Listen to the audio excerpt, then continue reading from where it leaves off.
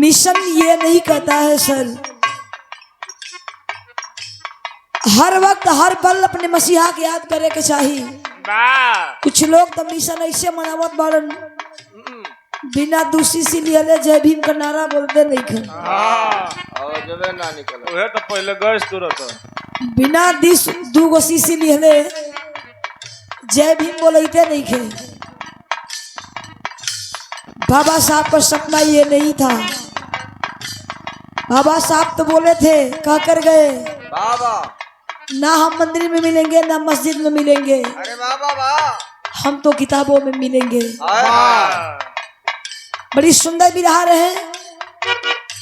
ई मास्टर गीत बजौलन संकेत ये करन कोनो आशिक अपने मासुआ के देखे के कहत बा जुदा हो गई तू बेवफा हो गई लो रोवत बा कहत कैसे ही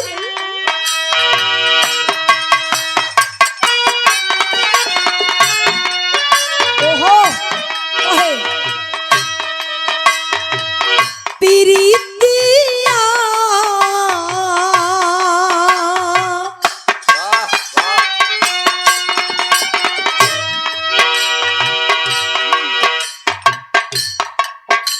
पीरितिया औरी केतना सताई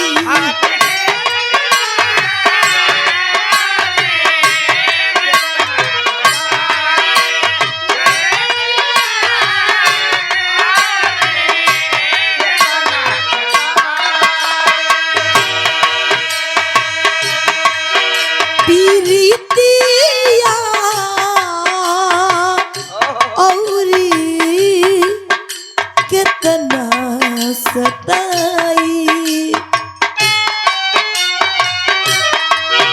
पीरितिया औरी कितना सताई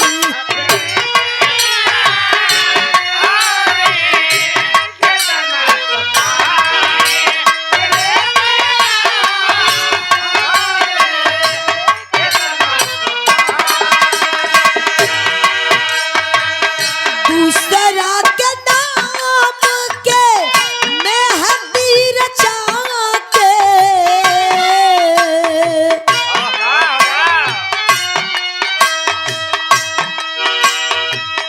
दूसरा के नाम के मेहंदी रचा के भइली ऊ त पराई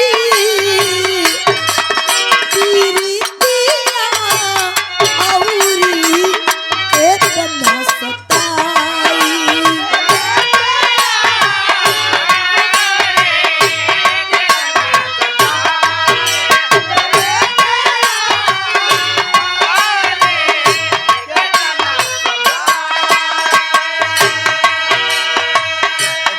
बिना मौसम के बदला बरस गईले हो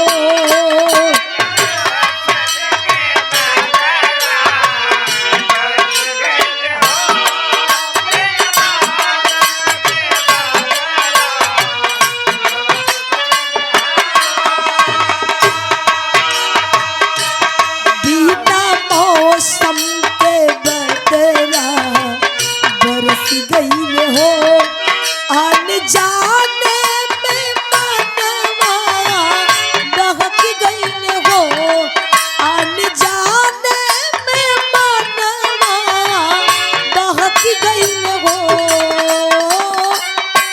बिना मौसम के बदला बरस गईले हो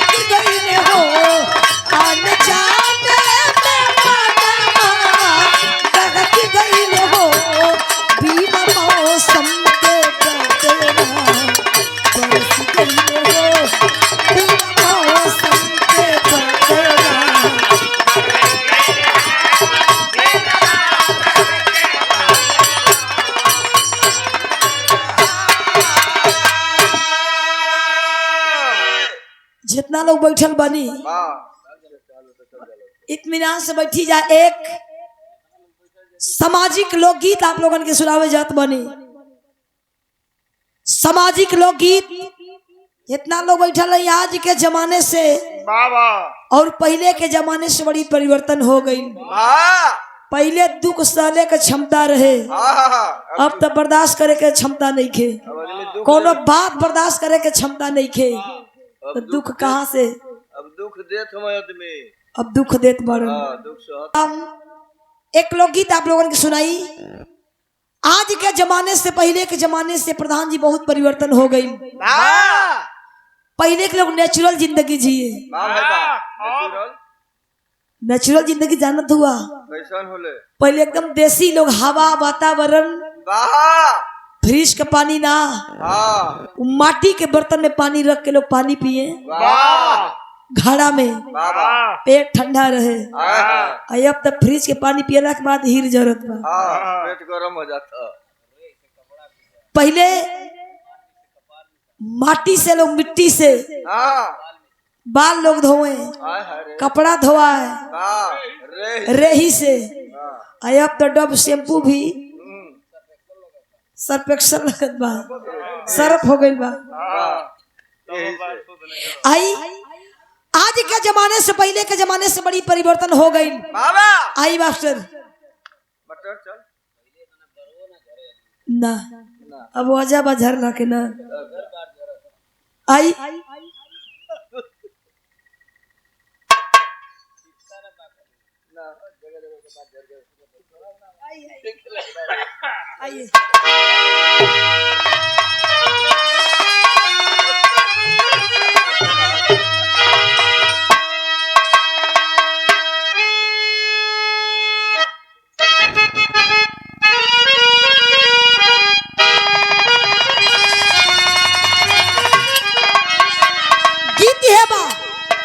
अरे फैशन में दुनिया गीत करो, ये गीत पुरान बा। ये गीत एक समय रहे बड़ा चर्चा में रहे। कैसे? हाथ में मेहंदी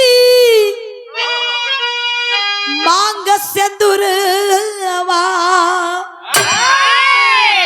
अरे हाथ में मेहंदी मांग सिंदूर बर्बाद का जरवा हो गई ना हो।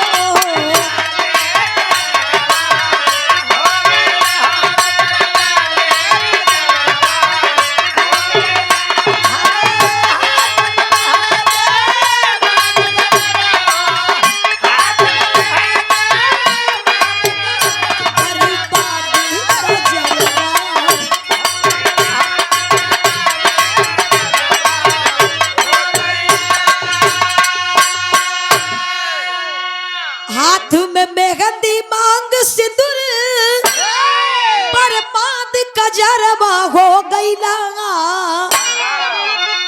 बार बलम बिना दियो दयावे,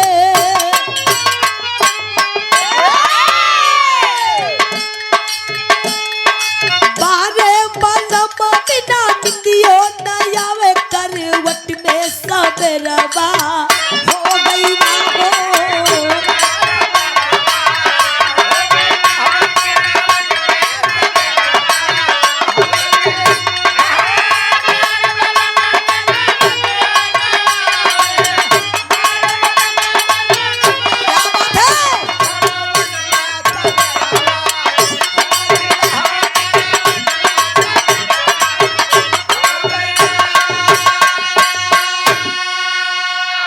हमारी एक एक लाइन पर प्रधान जी, एक एक लाइन पर तनी गौर कर जाई।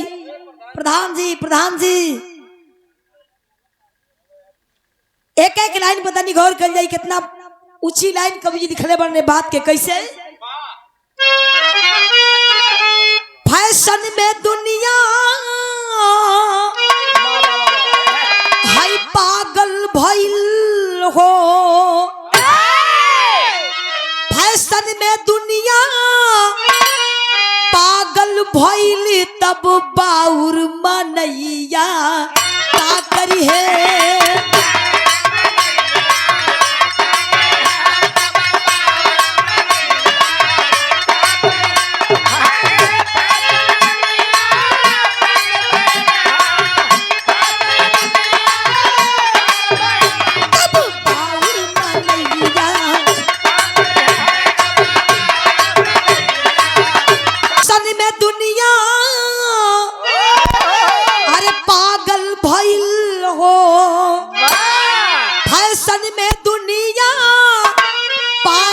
भइल तब बाउर मनैया का करी है।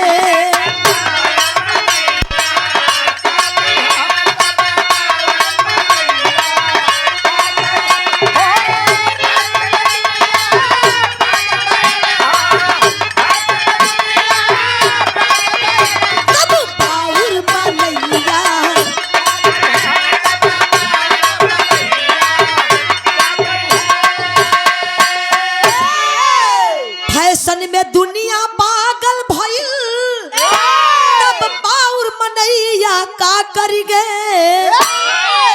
अब मोटर गाड़ी फैल गइल हो।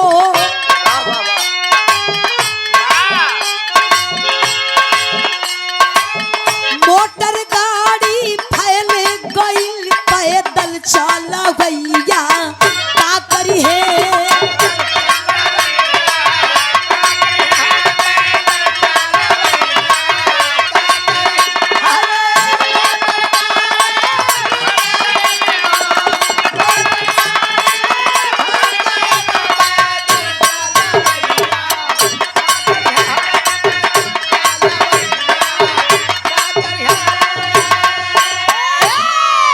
फैशन में दुनिया पागल भइल तब बाउर मनैया का करी है। अब मोटर गाड़ी फैल गई पैदल चलवैया का करी है।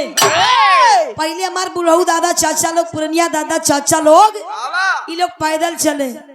सुबह में 3 बजे 4 बजे लोग सूत के लोग उठे 2-4 किलोमीटर लोग पैदल चले। अपनी सेहत पर लोग ख्याल रखे। लेकिन अब कैसन हो गई बा कहे पड़ल। अरे मोटर गाड़ी फैल गई पैदल चलवैया का करी गे। आ जींस पगड़ी में गरारू घूमे हो।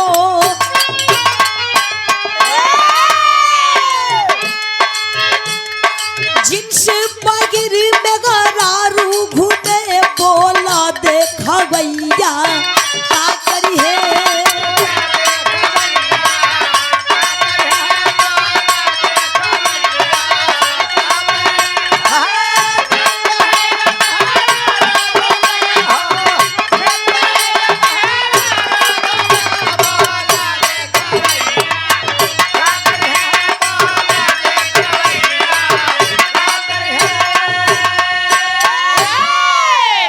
जींस पहिर मेहरारू घूमे बोला देखवैया का करी है। आज गांव देहात में चाहे प्रयागराज में चाहे देवरिया में चाहे कौनो जिला में देख लो अब कहीं कहीं सभ्यता संस्कार बा। माता बहन लोग पर्दा में लोग बा भर बाही के ब्लाउज लोग पहनत बा साड़ी लोग पहनत बा। लेकिन शहर की ओर निकल गईला के बाद पिताजी देखे वाले खुदे मुड़ी झुका लेत बड़न। पहले ससुर भसुर के बड़ा कीमत रहे प्रधान जी। पहले ससुर भसुर के बड़ा कीमत रहे बड़ा लिहाज रहे। घर में पतोहू बा तो ससुर भसुर लोग हिम्मत ना रहे कि घर के अंदर लोग चल जाएं। अगर जइबो करे तो आवाज लगा दे लोग कि सावधान हो जा। लोग खांसे लगे लोगन के खांसी आ जा लोग खांस के जा। लेकिन अब वहे भयो जीन्स और टी शर्ट पहनत हिय। भसुर बुलेट ले ले बा पीछे भयो बैठल हिय।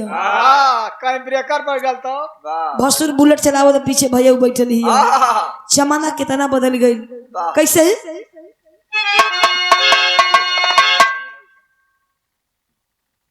जींस पगड़ी में गरारू घूमे देखवैया का करी गे। आ ससुर भसुर सब साथे घूमे हो।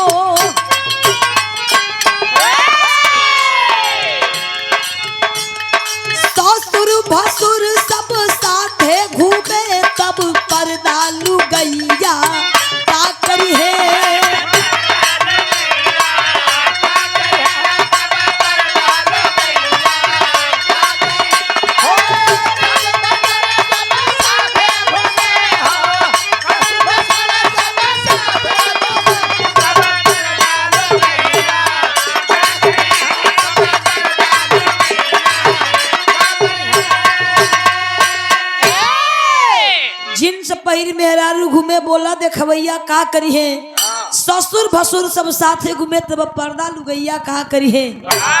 अब लाज लिहाज धीरे धीरे खत्म होत बा, कहीं कहीं बहन जिंदा बा, लेकिन कोहे पर कैसे ही? अरे ससुर भसुर सब साथे घूमे तब पर्दा लुगैया का करी गे। ई लाइन सबकी खातिर बा प्रधान जी, जितना लोग बैठल बा सबके खातिर बा। कैसे? दारू गाजा सबकी पिए हो, दारू गाजा सबकी पिए तब दूध मलैया का करी है।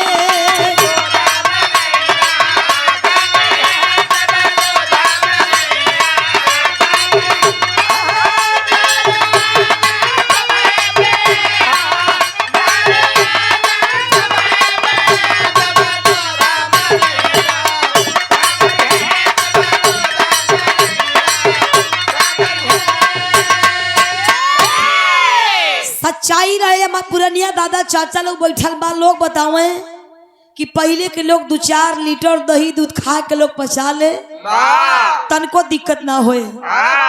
लेकिन अब हमारे नया जनरेशन वाले भाई लोगन के मान ल चमदले के अगर पेवर आधा लीटर दूध दिया गई तो सुबह सिवान में जाके पनीर फाड़ दे लोग, ना बर्दाश्त होई तो ये काम करबे करी लोग। कैसे? पहले दही दूध के लोग आशिक रहे, लोग दाल दूध दही घी खा के लोग पचा ले, महुआ के लोग रोटी खाए। अब तो महुआ के लोग पानी पियत हुआ। हाँ वह तो गैस तुरंत है घरी। ठीक है कहते, जमाना कितना बदल गई। कहे पर कैसे? अरे दारू गाजा सबकी पिए तब दूध मलैया का करी गे। अब पियत पियत जब कैंसर होई हो,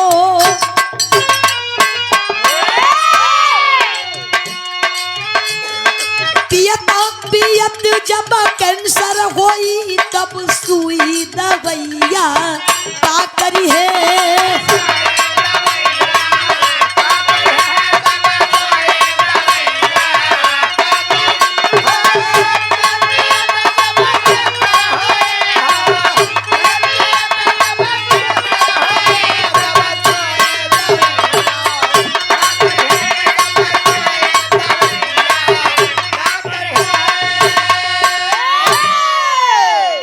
आजकल के नया नया लड़का लोग जानत बा कि मार्केट में कौन दारू बढ़िया आवत बा, कौन नशा बढ़िया आवत बा। पहले हमारे बुढ़ऊ दादा चाचा लोग पिज्जा बर्गर चाउमीन फुल्की मोमो लोग ना जाने, लेकिन अब चौराहे पर निकलला के बाद नौजवान भाई लोग पहला इहे लोग करत बा, लोग जाके बर्गर खात बा लोग, छोला खात बा लोग, चाउमीन खात बा लोग। लेकिन हमारे नौजवान भाई लोगों ने ऐसा मत करा, अपने जिंदगी से मोहब्बत करा लो। ढेर तो मेहरारू खाते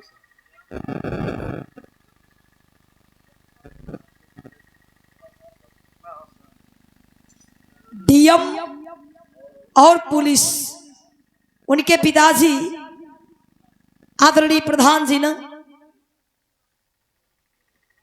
हमारे बबलू प्रधान जी ये 200 रुपए देकर के फिर से सम्मानित किए, जो सम्मानित ग्राम प्रधान है। बहुत अच्छा लगा आप लोगों से मिल करके, बहुत बहुत धन्यवाद। जय भीम नमो बुद्धाय। आप लोगों के नमस्ते प्रणाम बा। पहले हमारे बुढ़ऊ दादा चाचा लोग देखी, पहले क्या दूध दही के लोग आशिक रहे। अब भैया हम सच्चाई बतावत बानी, यही चौराहा पर सिकंदरापुर में मात्र 10 लीटर दूध लेके बैठ जा, बेचैबे ना करी। सुबह से सांझ हो जाए लेकिन बेचाई ना। एक ड्रम बड़का जो ड्रम आवेला, एक ड्रम खाली कचिया दारू लेला तो 1 घंटा के अंदर मारी हो जाई, वो कम पड़ जाई। कैसे मास्टर?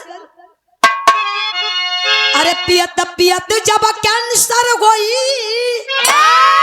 तब सुई दवैया का करी गे।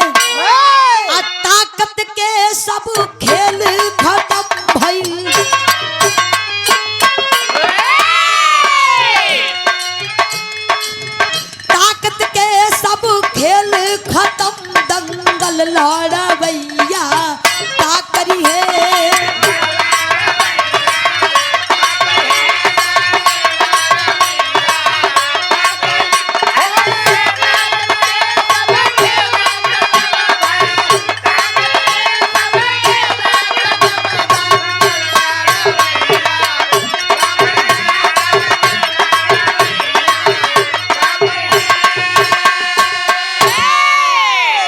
पहले के लोग अपने बेटा के अपने भाई के लोग पहलवान बनावे, बेटा हमार पहलवान होई, माई बाप के नाम रोशन करी, गांव के नाम रोशन करी, जिला के नाम रोशन की, देश के नाम रोशन करी।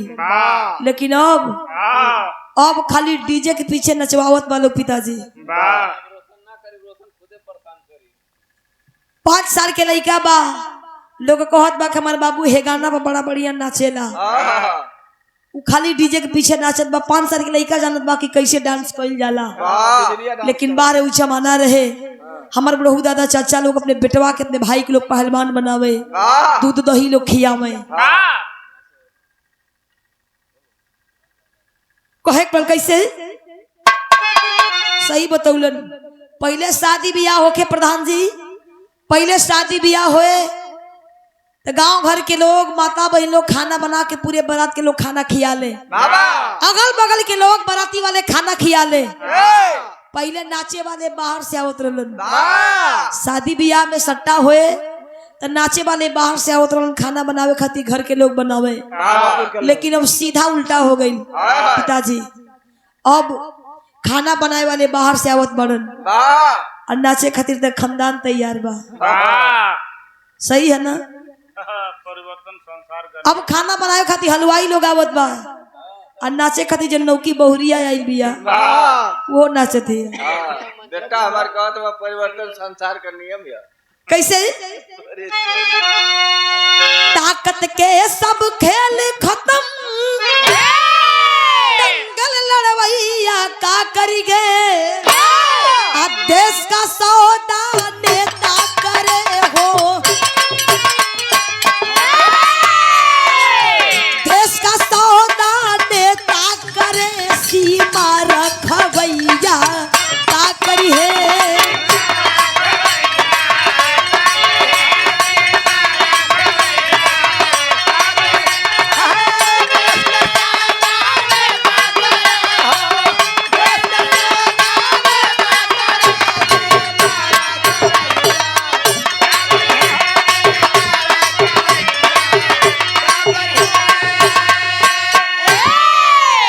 देश का सौदा नेता करे, सीमा रखवैया का करी है।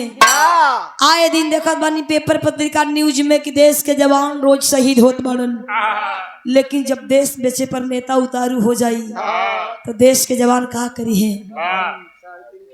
आखिरी लाइन बा कैसे? अरे देश का सौदा नेता करे, सीमा रखवैया का करी गे। आखिरी लाइन में राकेश यादव जी आप खातिर कैसे? अरे देश का सौदा नेता करे, सीमा रखवैया का करी गे, सरोज के गाना खत्म भइल हो।